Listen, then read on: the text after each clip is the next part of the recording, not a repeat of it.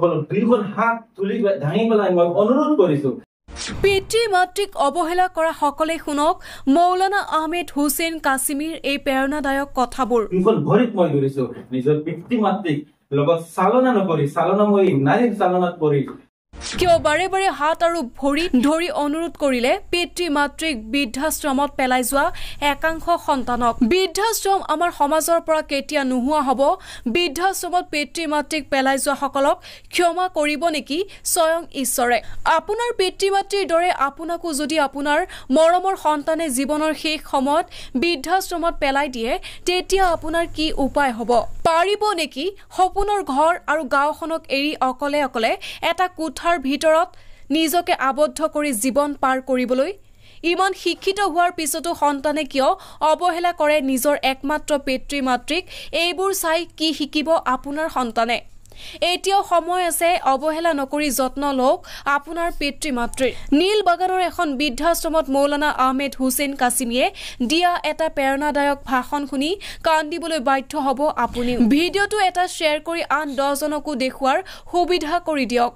যদি কৰবাত কোনোবা এনেকুৱা কাৰোবাৰ চালানাত পৰে, চালনাময়ী নাৰী হওক বা চালনাময়ী নিজৰ সন্তান হওক, যিয়েই হওক, যদি কৰবাত এনেকুৱা পৰি আছে কোনোবা নিজৰ পিতৃ বা মাতৃ, তেনেহ'লে তেখেতসকলক আজিৰ এই সভাৰ জৰিয়তে, আজিৰ এই অনুষ্ঠানৰ জৰিয়তে মই তেখেতসকলক দুইখন হাত তুলি দাঙি পেলাই মই অনুৰোধ কৰিছো, য'ৰ পৰা তোমালোকে শুনি আছা, দেখি আছা, যদি মোক পাই আছা কৰবাৰ পৰা, তেনেহ'লে মই বিনম্ৰভাৱে অনুৰোধ কৰিছো, তোমালোকৰ দুইখন ভৰিত মই ধৰিছো, নিজৰ পিতৃ মাতৃক লগত চালনা নকৰি চালনাময়ী নাৰীৰ চালনাত পৰি, চালনাময়ী যুৱকৰ চালনাত পৰি যদি তুমি তোমাৰ মাতৃক বা পিতৃক তুমি এনেকুৱা আশ্ৰমত পেলাই থৈছা, মই অনুৰোধ কৰিছো তুমি তেখেতসকলক এটা সুন্দৰ জীৱন দিয়া। তুমি তেখেতসকলৰ যেনেকুৱা এটা সপোন নাছিলা, তেখেতসকলৰ ভৱিষ্যত আছিলা, তেনেকুৱা তেখেতসকলক তুমি তোমাৰ আদৰ্শ, তোমাৰ সন্মান, তোমাৰ জীৱন, তোমাৰ জীৱনৰ প্ৰতিটো সৌন্দৰ্য মনোভাৱ আনি পেলাই তেখেতসকলক এই বৃদ্ধাশ্ৰমৰ পৰা তেখেতসকলক উদ্ধাৰ কৰি লৈ যোৱা। মই তোমালোকক আজিৰ এই শুভক্ষণত, আজিৰ এই পবিত্ৰ সভাৰ জৰিয়তে মই তোমালোকক বিনম্ৰভাৱে অনুৰোধ কৰিছো, মই হাত জোৰ কৰি অনুৰোধ কৰিছো।